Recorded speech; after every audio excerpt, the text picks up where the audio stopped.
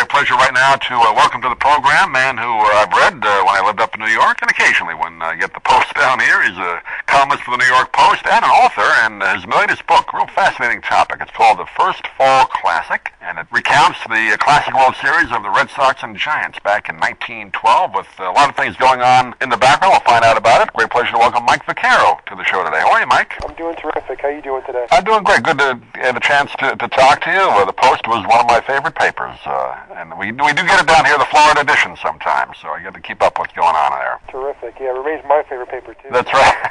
Well, as they keep signing the check, right? Exactly right. One of the best sports sections. I know you compete with the Daily News, but I think the Post and the Daily News, two of the best sports sections I've ever seen, and that's from the whole country. That's just not in New York, so keep it up. I like to think that we raise each other's game every now and then. That's right. Well, I had a chance to read some of it, and I'm looking forward to finishing the book since I got it. This is really obviously a great time since we're in the playoffs as we record this, but the World Series, as we all know, goes back over 100 years, I guess so now, but this was kind of a special one, wasn't it, back in 1912? The first one that kind of captured the nation's attention, wasn't it? Yeah, Doug, the way I look at it, in the years before 1912, I'm not going to say that the games were a novelty necessarily, but it was referred to as the World Series with a small W and a small S. And it seems that after 1912 was kind of what gave it its capital letters. Afterward, it was referred to capital W, capital S, and for a lot of different reasons. I mean, there were some great players who played in the games, and the series itself went the distance and beyond. It went to an eighth game because of a tie, and then went to extra innings in the last game. So, I mean, you can imagine if you had a World Series like that in 2009, what it would do for people's, it would certainly captures people's imagination today. So you can imagine what it was like back in 1912 when it was something of a first time for everybody. I guess you probably spent a lot of time with microfilm and microfiche, right? Going through the box scores. How did you do your research? Yeah, I sure did. I mean, a good chunk of the book was a product of a lot of hours spent in microfilm rooms in New York's public library and in Boston's public library, and it really is fascinating when you go back and you see newspapers at the time. And when we think of it being something of a primitive time, I suppose, relative to what we know and what we're familiar with today, but the fact of the matter is, it was the coverage was spectacular. Almost every player wrote his own column in the next day's newspaper. One of the next day's newspapers. There were 14 newspapers in New York and 5 in Boston, and everything that these guys were thinking or saying was recorded for posterity in the newspapers, and it really was fascinating. I mean, right now I'm lucky if I can get 750 words in my column, and these guys, the players and then sports writers who were covering it were sometimes writing 4,000 and 5,000 word game stories. So, wow. Every bit of action, every bit of color was duly recorded, and I guess my own job now, if somebody in 20 or 30 or 100 years looks back at what I'm writing and has the same kind of feeling I had reading these guys from over a century ago, I guess I'll feel like I've done my job well. With Mike Vaccaro. The name of the book is The First Fall Classic, and you talk about in the book some of the great Hall of Fame players that were in this game. A great pitcher, Christy Mathewson, Tris Speaker in the game, Smokey Joe Wood. Nobody's ever seen basically hardly any film at all of these players. You see that kind of grainy film once in a while, maybe they're warming up, but it must have been kind of fun for you to see these box scores, maybe get an idea of how they played an entire game. That was really also what attracted me to the project, to be honest, is the fact that,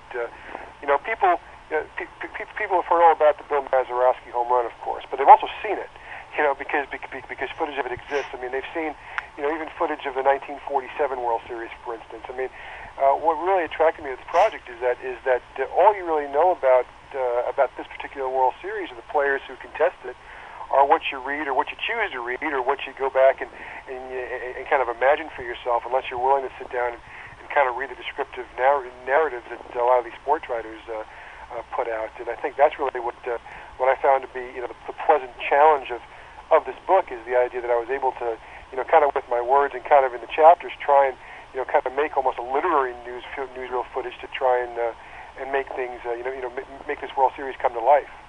Did you get a sense from your research, maybe some of the behind-the-scenes personalities of these players? Is it much different than dealing with the players of today? As a reporter, imagine yourself in that locker room talking to Christy Mathewson. I'll say yes and no. I mean, in a lot of ways, these guys, were far more opinionated, had a lot more to say about things than maybe the modern player does, and that was really kind of fun. Because these guys would, as I said earlier, I mean, they would kind of write their own newspaper columns, and and their opinions were stinging. I mean, they would talk. They would be talking very frank terms about their own teams, about the other teams, about their managers, about each other. There was really no holds barred, and that really made it very enjoyable. I almost don't think that if we had to, if we tried to do the same thing today, you wouldn't have the same kind of tone, because players tend to be a little bit more reserved, a little more cautious with what they say.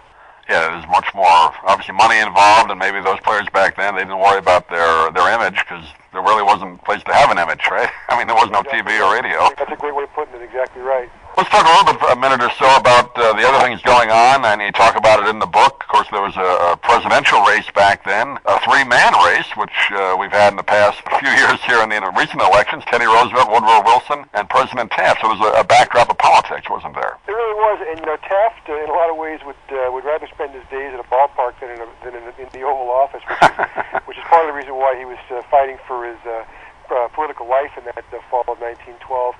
He actually really very much wanted to get to one or two of the World Series games, but his wife had already planned their vacation. You think about how different times are a month before Election Day, and the president's going on vacation rather than going out in the campaign trail. But Teddy Roosevelt, who was obviously a sportsman in the broader sense of the word, really kind of provided something of a backdrop, because he was campaigning in Milwaukee after Game 5 of the World Series. He took a bullet and refused medical attention so he could go to an auditorium and deliver a speech. And it was only after he was done delivering the speech that he went to get medical treatment. And it wasn't just the ball players today that were tough. I guess it made top politicians tougher in those days also. That's right. And that was certainly a story that shared the front page of the papers, along with the World Series, which really brought a heightened sense of itself to the nation's front pages.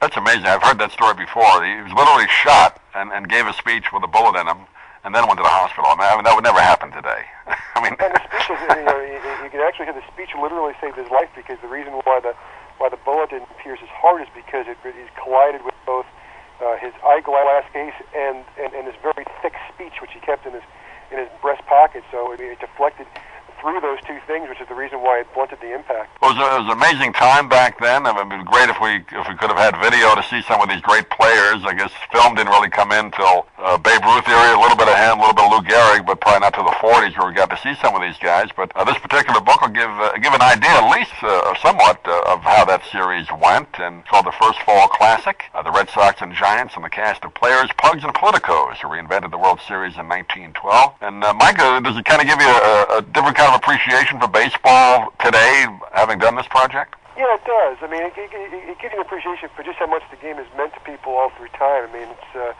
I know in New England they talk very fondly of Red Sox Nation, the devout loyalists who follow the Red Sox now. But even in those days, they had the Royal Rooters, who were just as fervent in their devotion of the Red Sox, and probably their most prominent fan was Honey Fitzgerald, who's the mayor of Boston, is probably better known as the grandfather of John F. Kennedy. So, the old credo about how the more things change, the more they stay the same, certainly applies, I think, to baseball, and it really does kind of give you kind of a universal feel for, what our grandfathers and great-grandfathers were enjoying. We're enjoying the same thing right now. Great book and great stories about the greatest game, I would say. The First Fall Classic is the name of the book. We've been talking with Mike Vaccaro, published by Doubleday, a company I know well from Long Island there. And Mike, congratulations on the book. We'll look forward to talking to you down the road again, but thanks for being with us today. Yeah, appreciate you having me, Doug. Thanks so much. Good talking.